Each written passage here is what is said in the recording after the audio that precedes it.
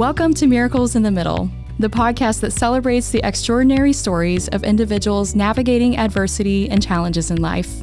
This podcast focuses on highlighting those who are in the midst of their journey, making remarkable progress towards their goals despite the obstacles they face. Our aim is to share the narratives of those who've discovered strength amidst difficulty and inspire others who may be experiencing similar situations. Whether you or someone you know is dealing with a challenging circumstance, we invite you to join us on this journey. Miracles in the Middle is a haven of hope, resilience, and community, where we celebrate the power of the human spirit to triumph over even the greatest of challenges.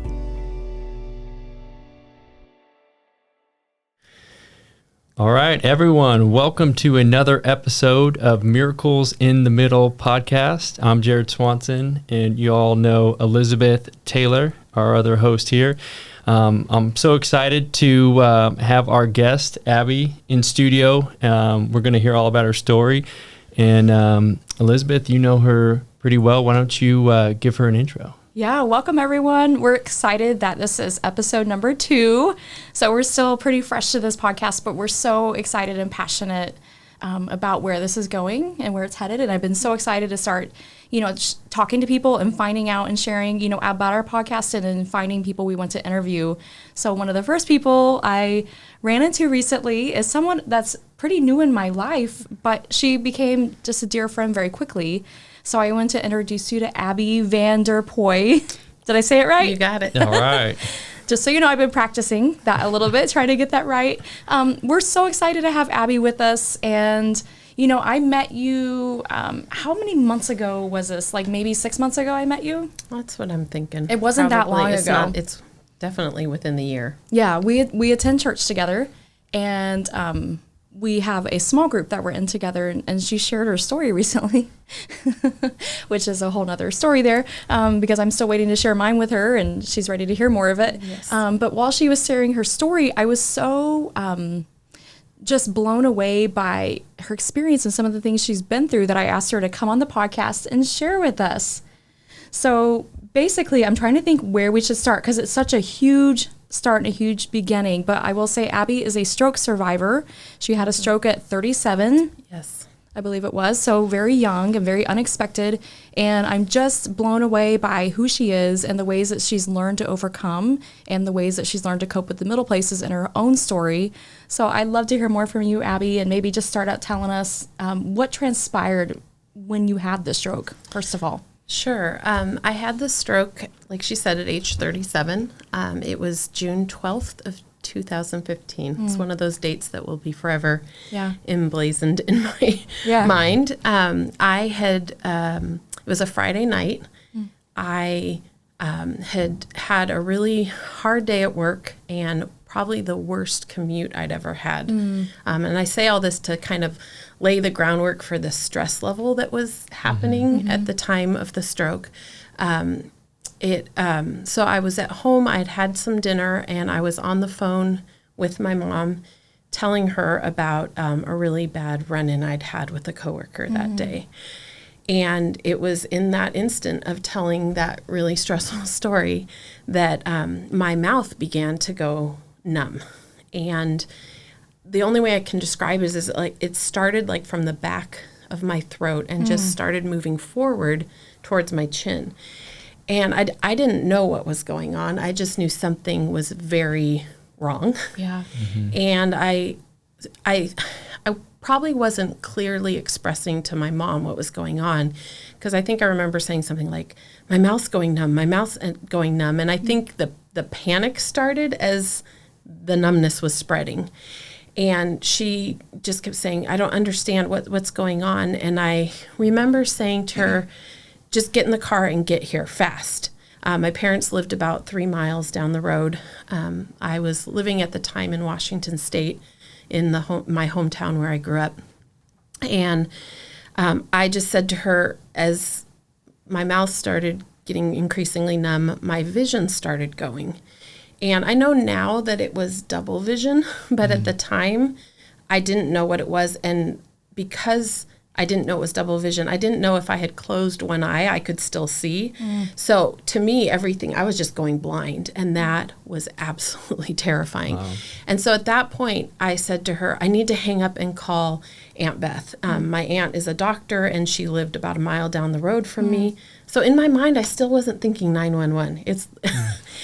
I just wasn't thinking. And so I hung up the phone with my mom, and I called my aunt, and I got a voicemail. She was out of town. And so I called my mom back, still didn't call 911. Wow. Called my mom back, and I was like, it's getting worse. I don't know what's going on. And then all of a sudden it was like it clicked that I needed to call 911. And I just said, get here fast. I got to go. And I hung up the phone on her. I'm sure in her mind, she was just like, what the heck is going on? Yeah. And so I called 911. By then I was losing, I had weakness in my extremities, so I couldn't walk. Wow. Can't imagine. And I was also starting to not make a lot of sense. And so this is the part of the story that's a little bit fuzzy to me. I don't even know if I talked to a guy or a girl on the phone. Those are the things that are fuzzy. But I do remember that they were talking about having the EMTs come, and that they were on their way. Fortunately, they were literally like 2 blocks from my house was the fire station. So I knew they'd get there really quick. And I had a dog at the time who was a very scared rescue dog. And I knew that if they came in the house, that she would freak out. And so I was trying to figure out a way to get her closed in a room apart from all of this when I couldn't walk. Wow. And so I'm literally, and dogs sense things are going wrong. So she was panicking because she knew something was wrong with me. So I'm literally crawling on the ground. I've got her by her collar, and I'm just like trying to drag her into my bedroom so I can close the door. And I'm on the phone with 911 at the same time. And so I get her into the room. She's throwing herself at the door trying to get out to help me. And I'm crawling back, and the 911 operator says to me, is your door open? Well, I'm single, so I live alone, and my door was always locked. I didn't live it wasn't a bad neighborhood, but it wasn't the greatest neighborhood. So at that point, I'm literally army crawling to my front door to try and unlock it so that when the EMTs come, they can get in. And I did that, and then just crawled back to the middle of my living room floor and just laid there. Do you think it was weird that they were asking you to do all these things? Like, do you think they didn't, well, you probably didn't know how to articulate it either, but do you think they didn't realize what was happening to you, and that to ask you to do all these assignments when you're the one that needs the help? It's just odd to me. I think that's a large part of the initial stroke story for me, is that all through the process, people didn't think I'd had a stroke. Oh. And so that was very challenging. Okay. And it's interesting you asked that question, because I'd never thought of that. But you're right. I mean, I think to everyone who encountered me, they thought that I was having a panic attack. Wow. And to me, that feels very insulting. Yeah, I'll say. Because I'm like, that was definitely not a panic attack. But I understand that there are instances in which that happens, and in which some of that can mimic a stroke and whatnot. But part of that, I think, is also, and we may get to this a little later, I think women in particular sometimes get dismissed when it comes to health conditions. Yeah. And you are just more hysterical or panicked rather than, and somewhat, I wouldn't say the 911 operator dismissed me, not at all. They were very supportive and helpful. But throughout the journey, there were certain moments of people doing that to me. And so I do think that was probably a little bit of it, just because they're trying to figure out what's going on. Yes. I'm not able to articulate what's going on very well. So you had to be an advocate for yourself while, having a tough time to articulate. Right. True. And that's a lot to ask. And not having a clue what's going on. Right. I mean, I wasn't thinking it was a stroke either. So I knew it wasn't a panic attack because I could feel everything in my body, going wrong. Wow. But yeah, so when the EMTs arrived, that's the other thing. They took my vitals, and my vitals were normal. So my blood pressure wasn't higher than normal or like outrageously high. My parents arrived right at the same time as the EMTs. So my dad came into the house. I think my mom waited in the car. And at that point, the ambulance hadn't arrived. So they said, if you go straight to the hospital and promise us that you'll go straight, you can take her yourself. Wow. Now, I've since had a doctor a couple of weeks ago tell me, you do know that was not the right thing to do, right? And I was like, what do you mean? And she's like, the ambulance is better equipped to handle things if in the process something goes wrong.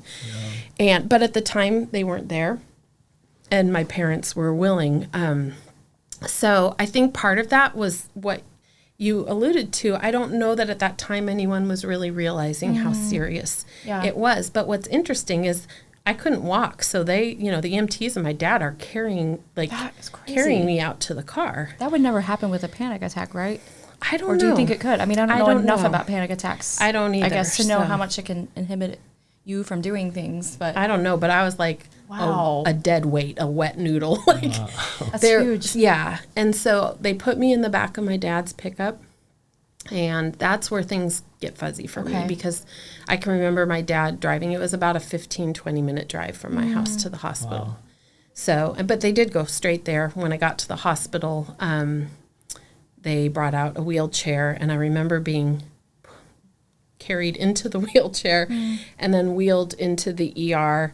And I remember, this is the most interesting thing for me, was that I could tell everything that was going on around me. I knew everything. I was very hyper aware of what people were saying, what was happening, but I could talk, but I didn't make sense. So the way I describe it is I was talking in full sentences, but they had nothing to do with anything and nothing to do with the situation I was in. And I could hear the words come out of my mouth, and I knew that it wasn't what I wanted to say. I knew what I wanted to say in my head. And then I'd speak, and it would be something completely different, and it was maddening. I was going to ask you how that made you feel in that moment. It was the most frustrating feeling. And I remember my dad patting my shoulder as they were wheeling me in, going, it's okay, you don't have to speak. You don't have to speak. Because I was getting more agitated the more I spoke and realized what I was saying wasn't what I wanted to say. And then I'm guessing at that point is when some of the story goes a little dark for me. They took me into a CT scan. It did not show a stroke, which is also then where some of the confusion comes in as to what was going on. Okay. And my mom said that the ER doctor said that I was in hysterics. And I always joke about that because I'm like, what are we in the 1800s? Like hysterics? Like, what does that even mean? What does that mean? And so, they're explaining that and saying that they don't think I've had a stroke just because of this CT scan. And yet none of my symptoms were resolving. A few were getting worse. And if you know anything about strokes, there are two types. There's the hemorrhagic and there's an ischemic. And if you have an ischemic stroke, you can have a clot-busting drug. Okay. That will help stop that clot. Okay. And it's really imperative that you get that drug within, this is where my medical expertise is not there, right. But I think it's like within 3 hours or something. Okay. It's a very short time frame. Yeah. But if you have another type of stroke, the more the brain bleed all over, it can be very dangerous to have that drug. Oh, wow. So if they don't know what type of drug it is, what type of stroke it is, it's a huge risk to take that medicine. And so the ER doctor was asking my parents, do you want us to give her the drug? And my mom's going, I don't know. What should we do? And the doctor wouldn't advise one way or the other. And they kept doing these tests. I believe it's a stroke index number that they measure, and they want you to be in at a certain level or lower it enough. And so they do all these tests, like touch your finger to your nose and then to their hands, and they kept doing those tests over and over for me because they were trying to get that number to the place they wanted, which meant I wouldn't have to have the drug. Oh, wow. So my mom and dad were very frustrated because they have no knowledge or education about what this means and what risks are. And you're in this short time frame where you have to make this decision. And they're looking at me, their daughter, who can't make sense of anything. And I think my mom finally said to the doctor, well, if it was your daughter, what would you do? And I believe the doctor said I wouldn't give her the drug. It's a great question for her to ask. Yeah, it really was. And just simply because they didn't know if it was a stroke, and they didn't know what type. Right. Now, it turns out later that night I had an MRI, which is what determined that I'd had the stroke. And I did have an ischemic stroke. So I could have had the drug and been fine, for the most part.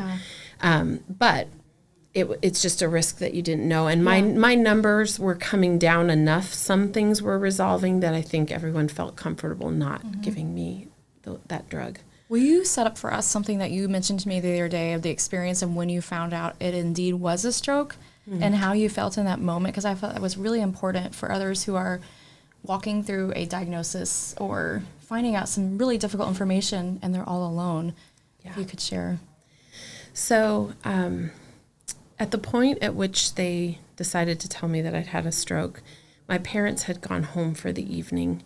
I think I had the stroke at about 7:30 at night. By the time my parents went home, it was probably like between 11:30 and 12:30 at night, you know. And all they were going to do, my parents didn't want to go home, but the hospital kept saying to them, you need to go home and be rested up because you'll need to come back for the next couple days and be well rested for her. So my parents went home, and all that they were going to do for me was take me to get an MRI, and we were waiting for an opening to be able to do that. I was still in the ER at that point. And once I had the MRI, they were going to take me to another floor. I think it was like the neurosurgery floor or something, when a bed opened up. So they took me into the MRI. That's actually a funny story I have to tell. Is it? Okay, yeah. Please do. All funny stories. I'm in the MRI. This will tell you a little bit about my personality. I'm in the MRI. They do the first part of it. Then they take me out to do the contrast. And for whatever reason, the minute they put the contrast in me, I just threw up everywhere. But here I am going, I'm so sorry. I'm so sorry. I'm so sorry that you have to clean this up. Like, I am just like falling all over myself because I just feel horrible that these poor people have to clean this up. And it's just so funny because I'm sure like some of their other patients, they're like, no one would care and think about what happens to us. Sure. And, yeah. But I was just like beside myself. I was embarrassed, but they're like, this happens all the time. Interesting. So I was like, I say that to say, don't be surprised if that ever happens. It's funny. I've had contrast several times when I've had MRIs for my brain MRIs, and I'd never had that experience, so I didn't know that was a thing. I actually had them before too, and had never had them. Okay. I think I was on an empty stomach, and that may have been part of it. Yeah, because I had multiple MRIs before that, and never had that issue. Were you laying down? They had pulled me out of the tube and I was sitting up and they had just injected me. Okay. And so it was fortunately, it was before I went back, back in the tube.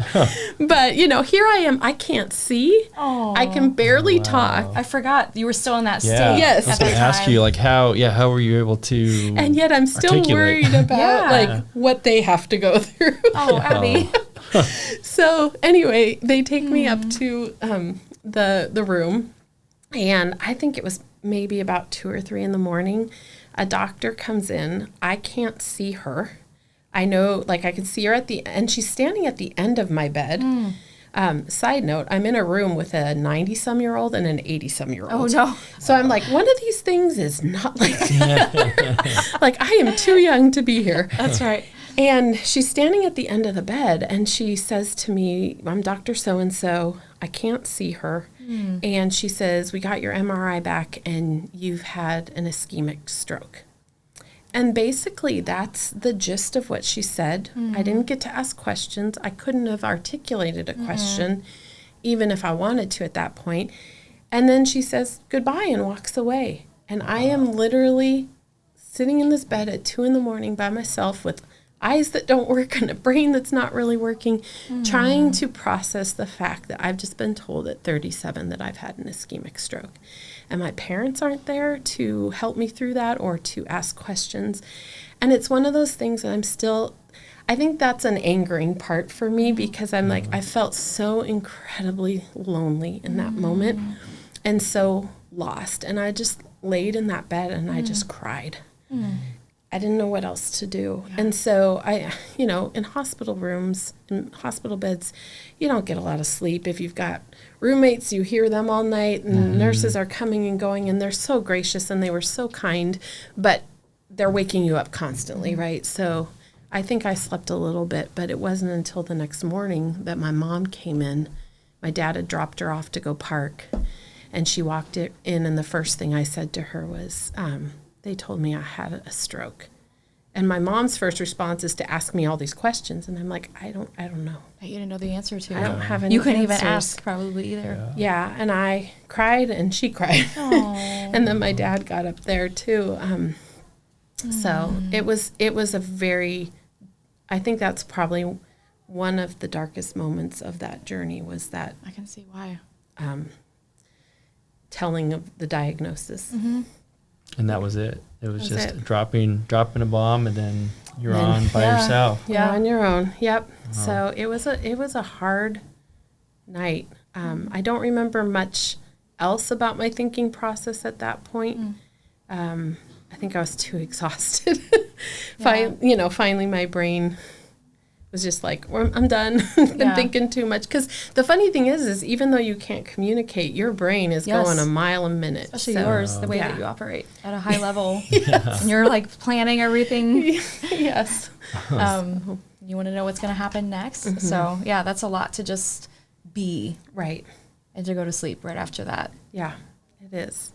So, but I, in talking with people who have health diagnoses or whatever, or in the hospital for a time period, I guess I would just say that I think it's natural for it to be very lonely. Even if you have family and people around you, like you're trying to wrestle with whatever diagnosis you've been given that's life-changing. Yeah. In the middle of all this hubbub and all this activity, and yet... when you face a diagnosis like that, it feels lonely, because you know you're going to have to walk a lot of it alone. I mean, totally. That's just by nature of recovering from something. Sure. So I think when I look back on the hospital visit, I think it was some of the loneliest days for me. And part of that was also because I had one friend visit me in the hospital. Wow. And part of it was that, part of my story is that my stroke was in part due to the stress of the work environment I had been in. And so in 2012, I had moved back to Washington from the Nashville area. And so I'd only been back in my hometown for about 3 years, and a lot of the people that I had grown up with were no longer there. Right. So you think you're going back to a place where you know lots of people and you have lots of friends, and it was actually the exact opposite. It was lonely, and I got thrown. About a year into it, I got the job that I had at the time of the stroke, and it became my world and my everything as far as trying to achieve and prove my worth to people. And so I didn't have a social life really outside of that job. Okay. And so when the stroke happened, and I knew instantly that part of the reason I had it was because of my work environment, I asked my boss had just quit the job and moved elsewhere because her husband took another job. And so we'd had her boss was kind of interim over all of us. And I remember asking her not to tell my team, because in particular, if you remember earlier when I said that I'd been telling my mom in the moment that I had the stroke about a run-in I'd had with a coworker. Right. And so I had coworkers that I was really good friends with, but then I had a coworker in particular that was a very toxic working relationship. Right. and I want to be careful about that because she's a lovely person otherwise. Sure. Yeah. But our working relationship was not good. Exactly. And so I had to protect and make sure that people didn't reach out to me that were the wrong people in that moment. But what it did was it isolated me Sounds like it. from having any sort of support from the friends I knew. Yeah. And because I said that initially to my boss's boss, the employer that I worked for ended up taking that to mean that they never were really going to share anything. And so even a few days later when I said it's okay to share with the team, they would not. And I think for liability reasons, they basically told everyone they were not allowed to contact me. Wow. I didn't know that. And so it just felt like no one cared at that point. I bet. Yeah. So it was very confusing for me. Yeah. It was probably very confusing for them. Yeah. I found out later my coworkers didn't know for a very long time. Oh my gosh. And one of the funny things is that they decided, oh, to heck with this. We're going to send her flowers. We don't care if we get in trouble. And they did, like a couple weeks into it, send me flowers. And that was the first that I had received this thing. But the funny thing is the only person that didn't follow those rules was the person who was the hard coworker. No way. And she reached out to me. Wow, that's really cool. So she reached out to me, but it was hard because the people I really needed didn't, and it wasn't their fault. But anyway, I say all that to say it was just very lonely to go through that. And so I had one friend come and visit me who is actually now a hospital chaplain. Oh, wow. That's And really cool. that was very special to me. And then a lot of my friends were in Tennessee. And so I got a lot of phone calls and stuff, but no one at the hospital. When you got those flowers and when your coworker did or your friend did come, what did that do to your spirits? I think you just know that you've got people supporting you that are willing to walk the road and the journey with you. And it doesn't take much, you know. People don't have to do a lot to support you. They don't have to do things. They just need to be present. Yes. And I think that's one of the key things that I've learned is how to be present with other people now when they go through things and realize it's kind of like when people talk about losing a loved one and how they don't want you to fix it. They just want you to sit and cry with them. That's what I was going to say is I think there's a misconception between people think that being present means they have to fix something or have the right words, but simply being present is your presence. Right. When you're being present, and the difference between those two, it takes a lot of pressure off of the people supporting the ones who are struggling or going through the diagnosis. But if we could learn to be that for someone like you who's going through a really difficult situation and just show up, I think that's the big thing. People are afraid to show up because they think it's going to involve something they can't give. Right. Or they think maybe they're bothering you, you're doing your treatments, or even going to the hospital for some people. I know for myself, sometimes it triggers some memories. And so I just selfishly, don't go versus just saying what it's going to do to that person on the other end. You kind of have to switch your mindset. That's a really good point. And I'm sure a lot of that looks a little different post-pandemic. This was pre-pandemic when it was normal to be able to just drop by the hospital and visit people. Right. It's probably even lonelier now for some people. I bet it is. Because they might have people visiting them and they can't. Yeah, I feel like that's going to be the biggest part of the interview with Abbie that I would want for someone to grab onto is to know that the loneliness that you're walking through your diagnosis or whatever, like you're not alone. I have felt the same thing when I got diagnosed with MS. I remember I was sitting in my living room and my husband wasn't home and a doctor called me and I'd had a brain MRI and they called me and said, you have multiple sclerosis.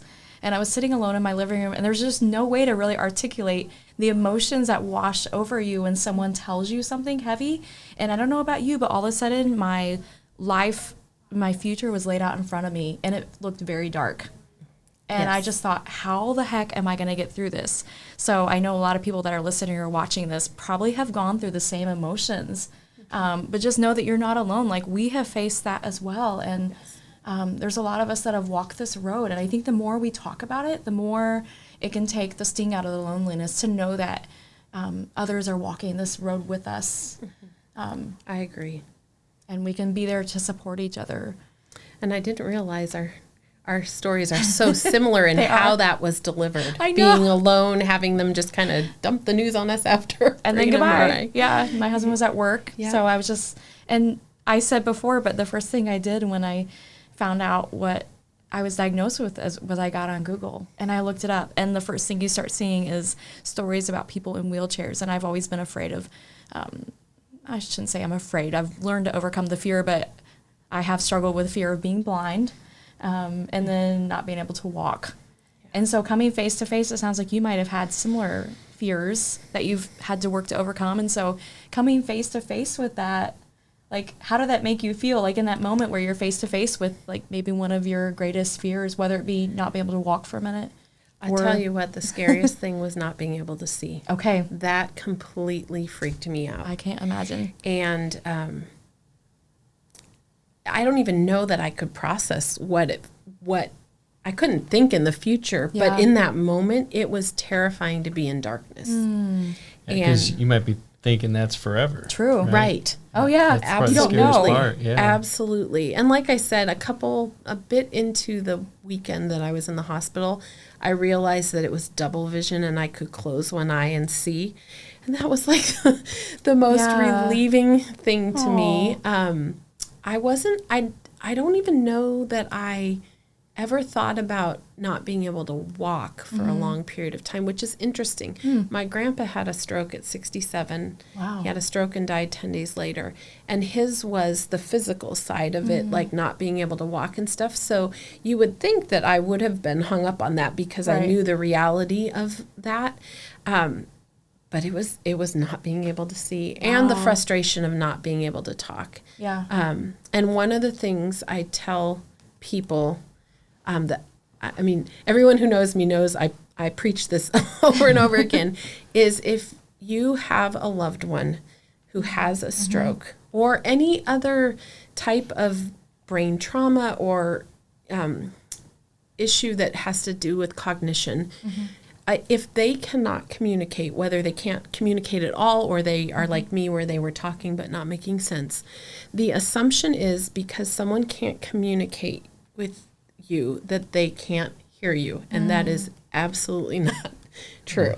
And so I say to people all the time, if you have a loved one that has had a stroke, you talk to them as if they can hear everything that you say. Yeah. Because if they can't, oh well, no big deal. Like, they just can't hear you.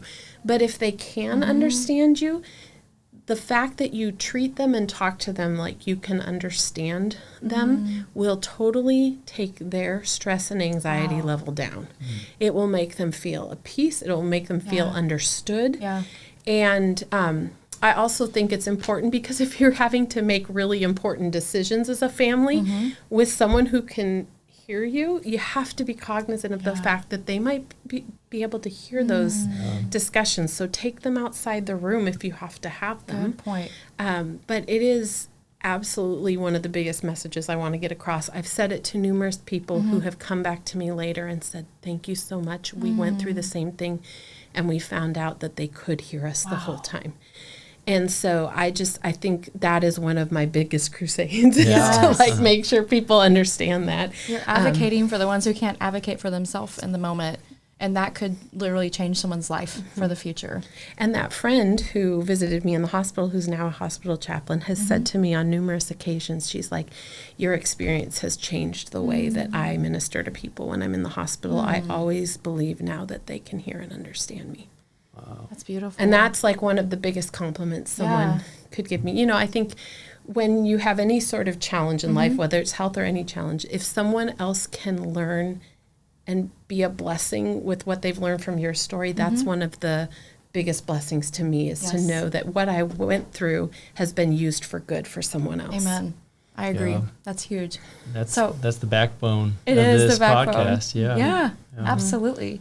So I'm sure our audience is dying to hear how your recovery is going now. Okay. What does it look like for you post stroke to live, and maybe how is it different than what it was before? What are some contrasts that you've seen and changes you've made in your life? Sure. So the biggest thing for me is that I have a cognitive disability now. So what is interesting is that I call it a hidden disability because if you even listen to me on this podcast or see me on the street, you wouldn't notice it. And all of my physical symptoms resolved that weekend of the stroke. And so moving forward, I knew that something in my brain just was not processing things correctly, but I didn't know what it was. And I had to go, it took about a year of trying to figure it out and do testing to finally get down to the bottom of what happened to my brain in this process. Yeah. And for me, the issue is a cognitive disability that has to do with what they call executive function. So it's your ability to multitask, strategically plan, organize. The other component of it is I have a lot of sensory issues. So loud places are very difficult for me. Restaurants that are loud and noisy, I just can't concentrate. At times it can be so overwhelming that I just want to like hide. And it's a little bit, and I might get the terminology wrong, like having ADD or ADHD. I don't know what the term is nowadays, but I didn't have any of that before the stroke. So it was all introduced into my world with the stroke. And to go from a really, the gentleman who did my neuropsych exam that helped pinpoint all of this, at one point explained to me that they call it relative decline. So for someone in my situation, I may look to everyone else like I'm coping and moving in the world fine. But the problem with my brain was that I was very high achieving beforehand. And so the stroke changed that. And I may not be down at this really low level of achievement and ability, but it was a huge shift for me because of the high achieving to the not having these skills. What did you do before? I should have asked you that earlier, but for my career? For your career, what were you doing? So we kind of see the difference, the contrast. Yes. So my background is in Christian ministry. I've gone to school for, I did a bachelor's and a master's in ministry and spiritual formation. And so I had done things either in nonprofit or university administration. But then I kind of took this path of kind of event planning. Part of that was through, at one point I was on staff with the youth ministry doing camps and retreats. And then I, here in Nashville, I worked for Trevecca Nazarene University as their director of events for quite a few years before I moved back to Washington. So you really pull things together. Right. And then when I had my stroke, I was planning trips around the world for a Christian non-governmental organization that did aid and relief work around the world. And so I was planning trips for all of our donors to see the work. So I was planning trips in Rwanda, in Cambodia, and Bangladesh. Very detailed administrative work. It's incredible. And so when I lost that ability and those skills, it was all my ability to work. I remember after the stroke, a couple months, I had to have my mom come over and literally help me create a filing system at my house because I couldn't figure out how to organize papers anymore. I couldn't cook meals because I couldn't time the multitasking, the various components of meals. Was very difficult. And so to go from someone who's literally planning trips around the world to I can't file my own papers in a filing cabinet was very humbling and terrifying. And so the recovery process looked like first trying to figure out what was actually going on. What happened in my brain, what is this I'm dealing with, and going through different types of therapy to try and figure out what that looked like. One of the most helpful steps I took, and this is something I'll mention because not a lot of people know this exists, but there is a type of therapy called neurocognitive rehab therapy. And it is I think it's typically done by like speech language pathologists, but it's kind of another level of that. You know, speech wasn't my huge issue. I did have some problems early on, and I still have issues kind of with missing words and getting phrases totally mixed up. But the neurocognitive rehab taught me how to, it took the executive function pieces and taught me how to do workarounds in my life, I guess. Okay. Or things that would help, for instance, simple things that you don't realize that someone can tell you that helped was when you are leaving the house and you can't remember if you've turned off, you know, the curling iron and the gas stove or whatever, speak out. I have turned off the curling iron. I have turned off the gas stove. Or as one of my big things is I could drive away from my garage and not remember right around the corner, did I close the garage or not? And so as I would back up, I would literally say out loud in my car, garage door is closed, because something about speaking it out helped me remember. That's so good. That I had done it. And those were the little tricks of the trade. I remember little shortcuts. Yeah. She also told me, the neurocognitive rehab therapist that I had, she told me in my case that I needed to have a written day planner. Okay. I could not use my phone to be my calendar. Okay. Because there's something with writing things out, the hand-brain connection with handwriting that you remember more than if you're just typing it in a phone. And so actually I use very minimal technology in my life because I don't remember well using it. And actually in a lot of ways it doesn't help my concentration at all as well. Wow. So those are like, that was an early on, that was about a year into a year after diagnosis that I finally found that rehab therapy. I found it on my own. Wow. I did all the research. I'd had to have a neuropsych test because of the Social Security disability process. Okay. And so I was required to go to that neuropsych test, and that was actually the biggest blessing, because that was the first test that showed and named what I was having issues with. Yeah. And I actually got the results the evening of my the evening before my 38th birthday. Wow. And I remember looking at the report and reading it and being equal parts relieved and sad. Like when you read that you can only handle 1 and 2 step problems, or that it literally said cannot work with the public. That is devastating. No kidding. Especially when you're single and the only income, right? Oh. Yeah. So I'm reading that, and yet at the same time, I was so relieved because it gave a name to what I already knew was going on, but could not articulate, right? And so, that was May of 2016. So I had the stroke in June of 2015. That test was May. And then by September, I had found and researched the neurocognitive rehab therapy, because one of the suggestions in his report was that I do that type of therapy. When I went to my neurologist, he wasn't even familiar with anyone in the area that did it. So I did research. The person he initially referred me on to was like, actually, I went to the appointment. They were like, oh, we're not the place for you. This is not the type of, we don't do that type of therapy. Yeah. So then I had to go back to the drawing board and Google and look up things. And I ended up having to drive from Tacoma to Seattle for that therapy. Yeah.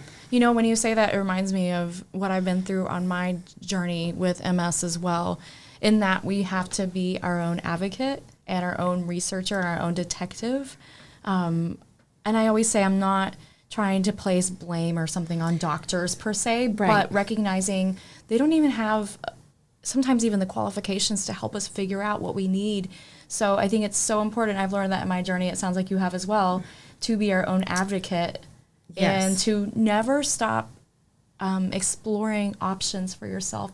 And don't limit yourself to just things that they provide, because there can be things outside that box that they don't know about. And it sounds like you did just that. Absolutely. And that rehab was one of the most pivotal, helpful things It sounds like in my journey. Yeah. I will also say on that note, and you'll probably agree with me, I had an incredible support team of medical providers, Yeah. but I had to work hard to find them. Yes. And what I will say to people is there are a lot of amazing doctors out there who will be your advocate and who will support you and listen well.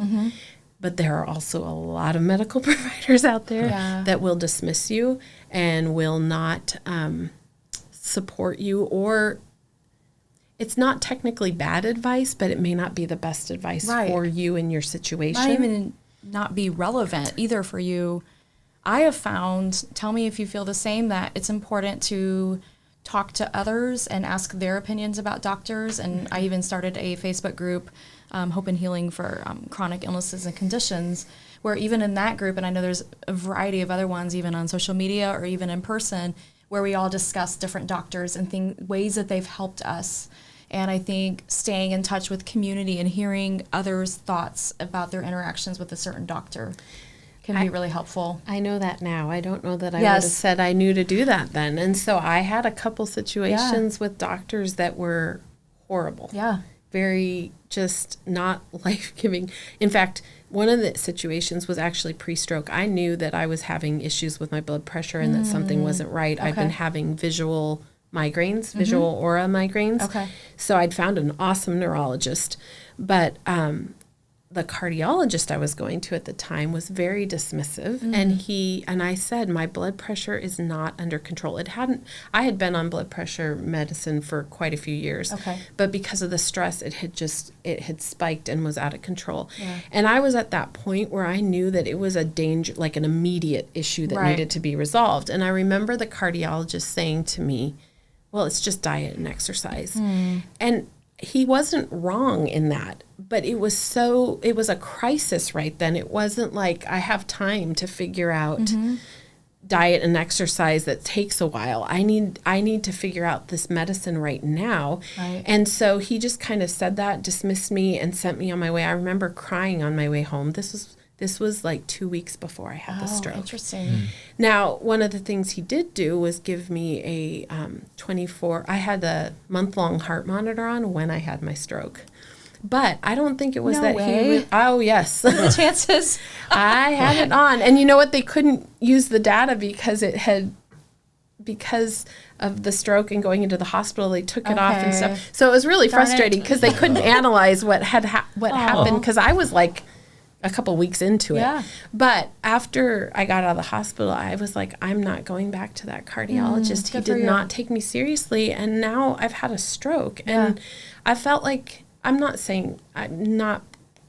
giving blame but I knew in that moment I wasn't being heard, and I was I think it goes back to that being a female and being dismissed and being young. Yeah. So, it's not really that big of a deal. You just don't understand.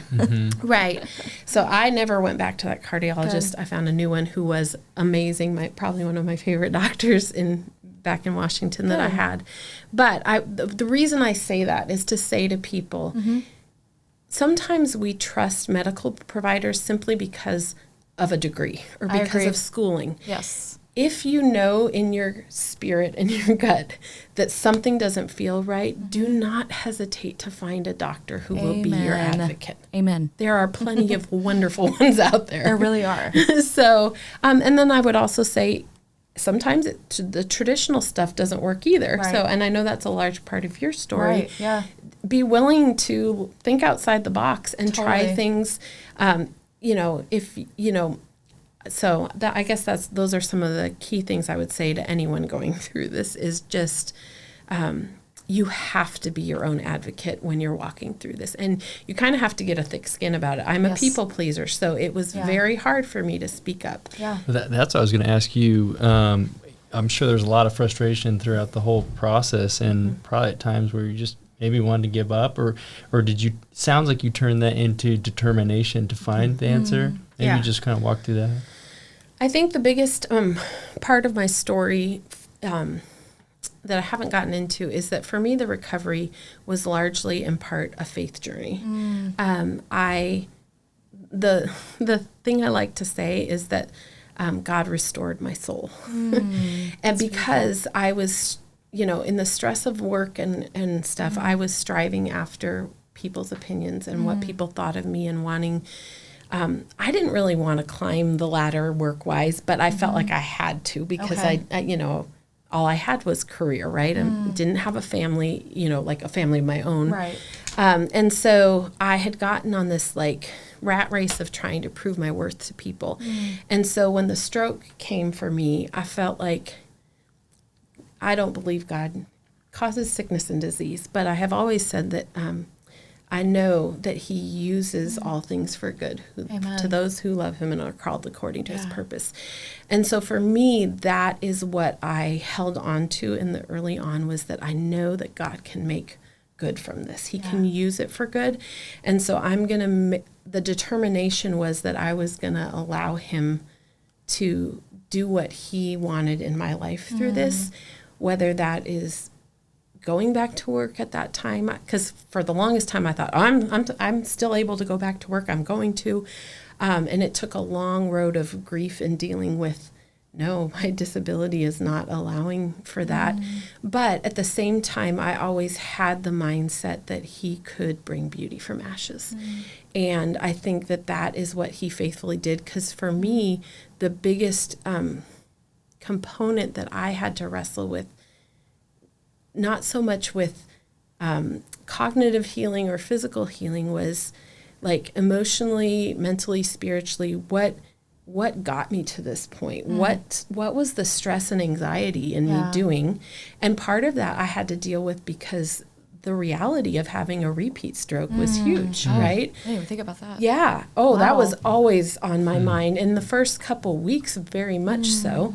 Because you're still in the crisis of the stress and trying to keep it down. And so I knew I had to change the way that I thought and the way that I lived, because I didn't want to go back down that road of having so much stress and anxiety that I was going to have another stroke. And so the recovery process for me is two parts. It's the cognitive recovery, accepting a disability and what it means, but it was also the emotional and mental and spiritual side of it, of I've got to deal with this stress and anxiety and what my worth is. And I had to come to the conclusion that my worth was not in what I did, and it was not in what I was achieving. It was in the fact that I'm a child of God. It's beautiful. And that alone is enough, right? Yes, it is. And so, but that has been a 7-year process. Yeah. I'm 7.5 years post-stroke, and it has taken a long time to get there. So I was telling Elizabeth the other day that I was rereading some of my own old journals. Because writing never was a problem for me, so speaking was a problem initially, but not writing, I have journaled prolifically since my stroke. And my journals are mostly, the way I write them, they're prayers to God. And I was reading through some of those early journals from the stroke and recovery, which I hadn't read through. It was the first time I'd gone through them. And to go back and read how much fear was in those writings, and how much fear about what people thought, how I was going to be taken care of, how God was going to provide for me. It was a lot of undoing that had to be undone for a long process. And for me, a huge component of that was counseling. So I am a firm believer in any sort of counseling therapy. I would agree. I actually had started counseling like 2 or 3 weeks before the stroke, because I knew I wasn't coping well in my job. Isn't that interesting? And I knew I was a square peg in a round hole, and I didn't know how to get out because mine was the only income for my house. So I started a few weeks before, and I have not stopped. It is a continuous journey, and to have someone walk with you and be able to point out things in your life in a gentle but supportive way. I I think at times when I felt like I didn't have other advocates, my counselor was the advocate I knew would always be in my corner. That didn't mean she always told me things I wanted to hear. Right. But I knew that she was in my corner. Yeah. So, and I knew the biggest thing that she helped me see was kind of the acceptance of the disability, the acceptance of you're not going to be able to go back to work, because I was like, charge ahead. Yeah. I'm going to do this. And I think she gave me the permission to realize this is really serious and this is lifelong. Yeah. And that was, and she was the first one to name the grief process for me. Wow. So That's really big. I feel like we could talk for a few episodes about your story and all the details of it. But it's interesting when you were sharing, well, just this whole time, but at the end there, I almost had this picture of you. It's like just weeks before your stroke, you would realize you were starting to see all these little patterns in your life that you wanted to change. And not that God caused the stroke, but he allowed it to happen. And it's like in that moment, he took you seriously and was like, Abbie, I love you so much that I know there's a better way for you, and I'm about to show it to you. absolutely. Do you feel like that? Well, That's yes. what happened? In my journals, you can actually see Isn't it. that amazing? So, if you don't mind, I'm going to actually. Do you mind if I read you something? Sure. Oh my gosh, I just got Okay. chills. I didn't know you brought that, but I was like, if you had brought it, I would ask you to share one. So this is. There's a story in Matthew where Jesus meets two blind men. Okay. And the question he asks them is, "What do you want me to do for you?" And I remember wrestling with that question. What do you want? What does God ask me? What do you want me to do for you? And here is what I wrote out, which is interesting because this is September of 2016, so a little over a year into my journey. Wow. Yeah. And these are the things I asked for. Deeper fellowship with you, Lord. Healing from fear and doubt, a deeper trust in who you are. Healing for others through prayer because of Christ. The freedom to continue to live at a slower pace, to listen to you, God, to pray for others, and to read your word without the demands of stress. And then finally, answered prayers for provision and connections with the right medical providers for your glory and to testify of your faithfulness. And that was my list. And I was reading it the other night for the first time and went, oh my goodness, he answered every single one of those you prayers. make me cry. I feel like I see so many of those things in you that you had prayed for. Yeah. You're now doing that. You are an answer to prayer for others. Yeah. And you're praying for them too. But what's interesting is what's not in that list. There is not a request to be healed from my disability. You're right. And what I think is interesting about that is because I think I knew innately in me that he was using it for my good. Yeah. Right? And so sometimes people ask you if you want to be healed from something. Right. And we assume that means the physical. Right. But I think sometimes the work that God does in, like I said, emotionally, spiritually, mentally, is far more important than just whether I think straight or whether I don't have to take as many naps as I did. And I think we sometimes do a disservice to people struggling with any sort of disability when we assume that what they need is healing from the disability, and we don't see that how they are living within that disability is a beautiful thing. Yes. And it is an incredible story. And that doesn't mean that, it would be awesome and wonderful if I woke up one day and my brain was back to full functioning. That would be really cool. I wouldn't say no. Yeah. But I don't know how to explain it except for there's just a knowledge and understanding that God has done far better things in my life as I've had to wrestle with that. And I think when you talk about miracles in the middle, that is the middle. Yes. The middle is how you are transformed. Amen. Whether you're a person of faith or not, how you are transformed in that middle of the journey, who you are, the character that is built, that is recovery. That is healing. Yeah. Whether or not the physical symptoms, the cognitive symptoms are noticeable to people or not. Yeah. And so I share that list just to say it was this aha moment for me the other night of, oh my goodness, the Lord has answered all those prayers. Wow. And I keep telling my family the last couple months, I'm like, I am exactly where I'm supposed to be in life. Like, amazing. I love my life. I love the friends and family that are around me. And it doesn't mean it's easy. You guys, I take naps every single day. Wow. I have to. My brain just gets to a point where it is, for me, it's a mental fatigue, and the brain just shuts down. So I still have to do that, but life is rich. Yes. And it's very fulfilling.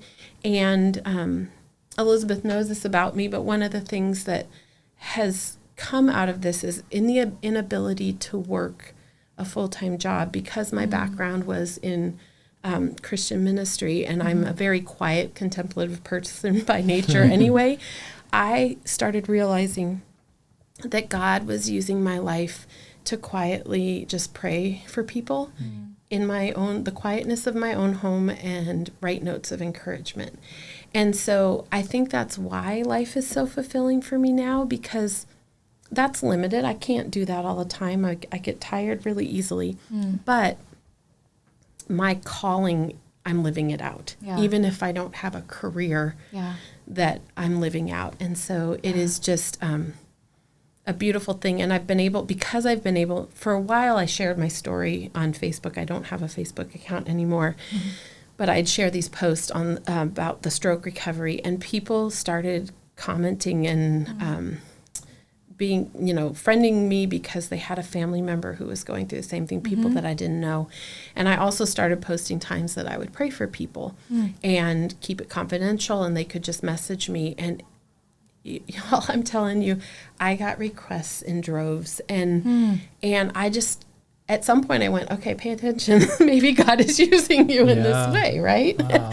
And so I started going, wow, this is all I ever wanted to do. Wow. And now he has provided a way to protect me and provide for me through disability insurance, where I don't have to have this schedule that taxes my brain, but I can invest in people quietly in my home. Yep. And I have just seen incredible things happen and miracles, and it brings me incredible joy to be able to do that for people, but also just connect with God on that level. Yeah. Beautiful. Walking in your purpose. I feel like so many people live their lives to find what you have. Yes. Which they're searching for it. Yeah. I do too. Like your purpose is being filled. Well, and who knew that it was a stroke and a disability that's what get me. I keep going over in my mind, like the very places in our lives where we feel like there's a limitation that's been presented to us. It's actually a gift, because when we see our limits, that's actually a gift, because it helps us know where the boundaries are, and then ways that God can use that and maybe teach us to work around our limitations. But if we're not even aware of them, it's like we just keep searching, and we stay on that rat race. But things that stop you in your tracks, those limitations in life, are actually just a gift from God, to help you begin to maybe stop and pause and see, what is he doing? It makes you come to the end of yourself. Yes. Yeah. And I think that's a very humbling experience. It is, yeah. But it is probably the most freeing experience when you embrace it, right? Yeah. And, every once in a while, I still struggle with people pleasing and whatnot. But for a large part, through counseling, through prayer, through whatever, I have worked really hard to allow that part of my life to change. And because it doesn't benefit you anymore. No. Well, and I want to live out of a different place, not out of my ability and what I think my understanding of situations are. I want to live out of a place that says, what God are you doing, and how can I be a part of it? And so that, I think that if there's anything that I could say to people, it's that if you're facing a really challenging situation in life, take the time to rest and be patient and be still. And if you feel that nudge in your spirit, let God transform your life in the process, because these things can be used for our good. Yeah. And they don't have to be, my stroke doesn't have to be the end of my story. Right. And I'm so thankful it wasn't, because let me tell you, there are days where I think I could have died, Yeah. And that is a very sobering thought. But I think when you come to face with your own mortality, you realize you want to live differently. That's right. Right? Yeah. You've probably had to wrestle with that too. It's like, Yeah. life's too short, and I don't want to live scared anymore. Right. So I'm just going to be bold about who I am, my story, and try and encourage others along the way that whatever their story is, whether we have a similar one because it's a stroke or it's a completely different, it's not even a health challenge, it's some other challenge in life. Yep. I just want to be that encouragement. It's beautiful. And you are. Yeah. Definitely. Well, thank you so much, Abbie, for sharing your story with us. Like I said before, we could go on for days and just different facets of what happened to you and the nuggets that you've been given as a result. If someone wanted to reach you and talk to you further, is there a good way they could? Could they send you an email maybe if we include it in the show notes? We can include my email in the show notes. That would be the best probably way. If you're open to that, because would be unfortunately wonderful. I'm not on social media anymore. Or fortunately. Well, I mean, I really do. For my disability, I really had to get rid of the technology in my life. And so That's huge. I struggle with that sometimes because I felt like it was a way that I was able to connect with people. But yes, I'll give you my email. Yeah. We'll definitely connect you guys if any of you want to talk with Abbie further. She's a huge encouragement. I love having her in my life, and having her, knowing she's praying for me and my family is just a huge gift. So, yeah. Yeah, absolutely. Well, thanks for coming on, Abbie. It was great to meet you and hear your story. And I know just, learning about you and how you're dealing things, just it helps me personally. I'm not going through anything super hard physically. Yeah. But I'm going through always daily. There's always the mental challenges and hurdles. Yeah. And I think just, I know myself and people listening to this can pick up some things and just be like, today, I'm going to conquer today. I'm going to get up and I'm going to do it tomorrow. I'm going to do it the next day. That's right. Absolutely. Yeah. Thank you. All right. Well, thank you all for listening. And stay tuned for all of our episodes. Yeah, can't wait to see you next time. Thank you for tuning in today. We're so grateful that you chose to join us. Our hope is that this podcast can help you or someone you know who may be facing challenging times, and that it can serve as a source of encouragement and inspiration. And if you yourself have a story that you want to share with us, please do. You could do that at miraclesinthemiddle@gmail.com. Special thanks to producer and editor Grant Bertan and Simply Home for making Miracles in the Middle podcast possible.